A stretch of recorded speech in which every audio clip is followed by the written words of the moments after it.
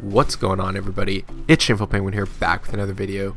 Today I'm going to be talking about my day one of Endless Delve. It's a super fun league. If you haven't tried it out, I highly recommend at least playing it and doing the beginning. You don't have to go far at all. It's pretty fun. Endless Delve is something pretty great, and I hope they bring back, to be honest, because something different, and it's really fun not going through the usual game, just doing something different. It's actually kind of a challenge because you're not granted access to everything in the game. You don't have the crafting bench. You're not given a lot of flasks from the quests. There's a lot of things you're missing in the game, so it makes it a little bit challenging. At the same time, a lot of uniques are harder to get. You can't turn in like fragments, div cards. You're given your ascendancy, all that kind of stuff, so it's super fun to actually do this league. So I'm going to be going over my build, what I've been doing, and yeah, let you guys know, and you guys can mooch ideas off me, and I'll mooch ideas off you like usual. Alright, so for this build I'm actually doing a Winter Orb Assassin. I'm not doing any kind of racing on this build. I just wanted to have more fun. I wanted to have a little more AFK friendly. Blade Vortex is probably the better version of this, but I really wanted to use Winter Orb because Winter Orb is a really fun skill that I enjoyed pre-nerf. Pre-nerf, Winter Orb was one of my favorite builds. So I wanted to try to use it again. It works pretty well. I need more damage for it to be more reliable because the inconsistency of where it shoots is its main deficit, because you're not able to kill those high HP monsters because it's just shooting random adds in different directions all the time. So yeah, I'm gonna go over what I built. I'm gonna go over my gemlinks first, so you guys know this is not a complete build. I'm kind of winging most of it, so I'm kind of keeping ideas from my Ice Pop Assassin. So if you've seen that video, you kind of have an idea of what I'm doing in general. But here, so we're gonna start with Winter Orb. We have GMP on it. We put GMP on Winter Orb because Winter Orb's actually a projectile skill on top of like AoE and cold and a lot of other things. So it being a GMP makes it so the little projectiles like overlap, and it does way more damage when you overlap, so you don't have to worry about it doing less damage. It's doing 4 more projectiles, so it's actually doing 4 times damage, and with the 28% less, however you want to calculate that, it's doing more damage overall, and it's a necessary second link in my opinion. As a third link, I would probably say Infused Channeling.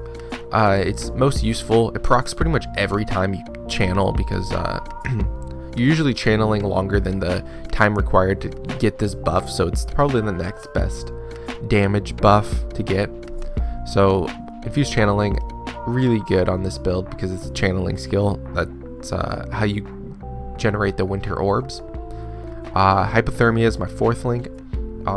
As a fourth link, yeah, we're doing cold, so obviously you want this. Other links I'm going to be using later are Inspiration and Controlled Destruction. Those are going to be my 5th and 6th link when I get there. So yeah, that's for the links I'm going for Winter Orb.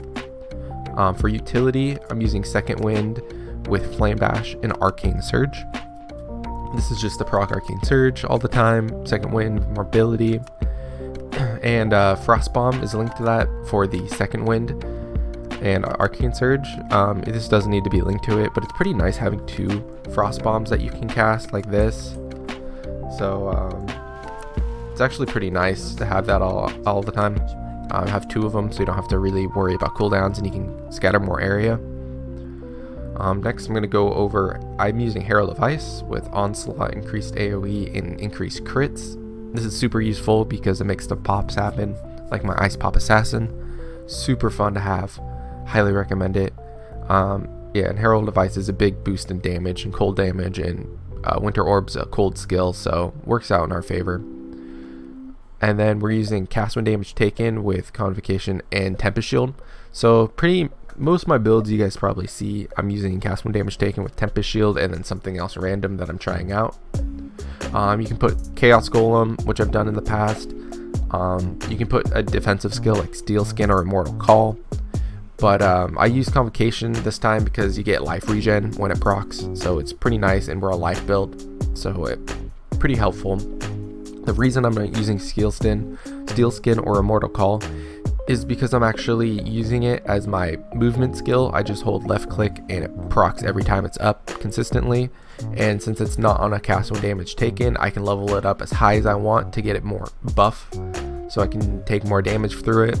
So it's I think it's more beneficial to have it on your left click than a cast when damage taken. So I've been doing that in a lot of builds lately, so I recommend you guys trying it out. Another movement skill I'm using is Withering Step. I've been moving it around. You can use Phase Run. Having Phase, I find myself using Phase more than Flame Dash in this league and Delve, because there's not really many parts you have to skip over. You're kind of running on a squiggly line majority of the time with no interruptions. So having phasing to run through those enemies is very, very helpful, and I recommend using Phase Run or Withering Step in your build for Endless Delve. It's super duper useful. And last, I'm using Hatred as my second aura. So Herald of Ice linked with a bunch of stuff and Hatred are my two auras. They're not on right now for whatever reason. And then yeah, that's pretty much it. I did have Precision on, but Precision hit too high of a level, so the requirement for the mana reserve wasn't working out. I actually did fix that recently. When I go over my passive tree, I'll explain it, but I do have a good amount of mana regen now, so I don't have to worry about it. Now let's go over my gear. Kind of sucks.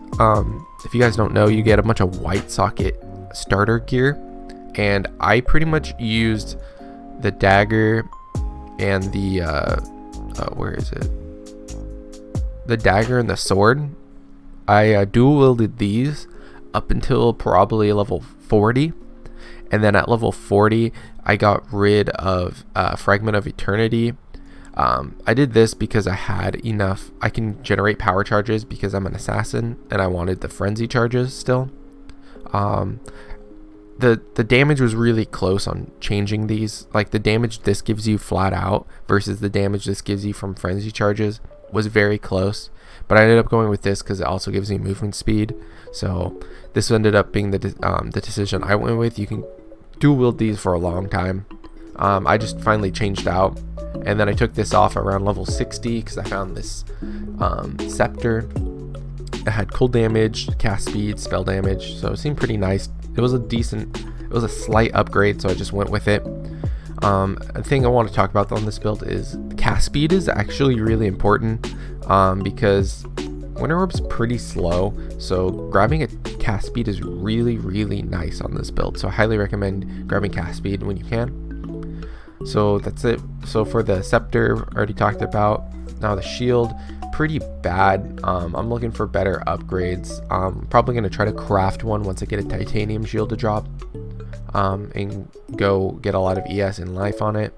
So that's probably what I'm going to go for later, but now I'm just looking for spell damage, ES, crit, any of that stuff. Helmet's pretty bad, don't want to talk about it. I'm just looking for life res.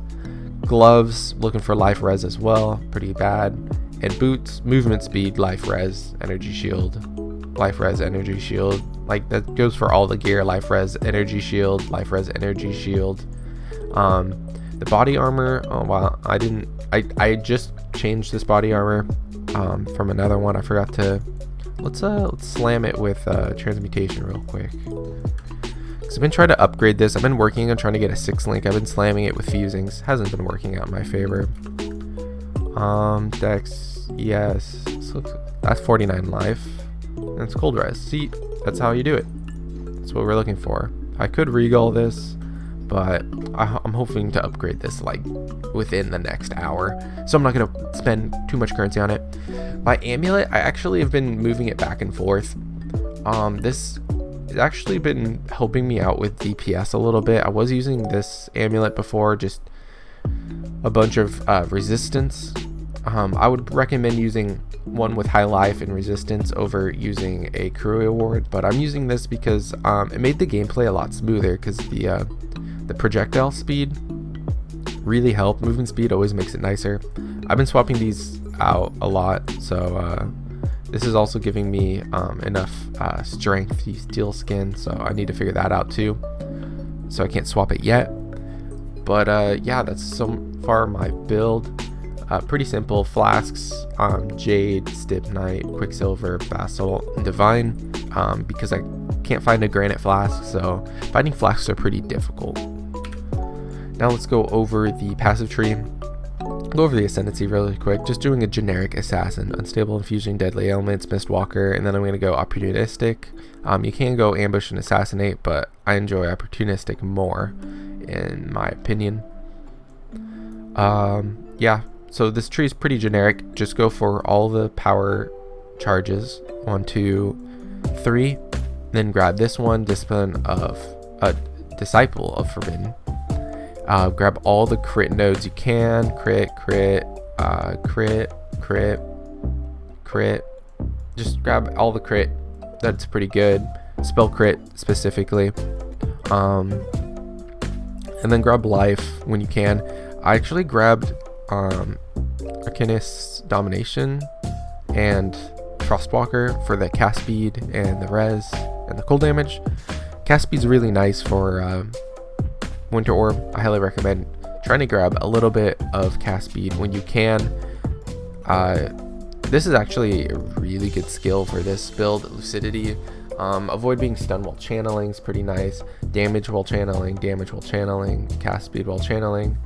And then -3 to total mana cost while channeling is actually really helpful to sustain your mana, because yeah, it's a really low cost, but you're constantly casting it, and since you're constantly casting it, it's soaking up a lot of mana.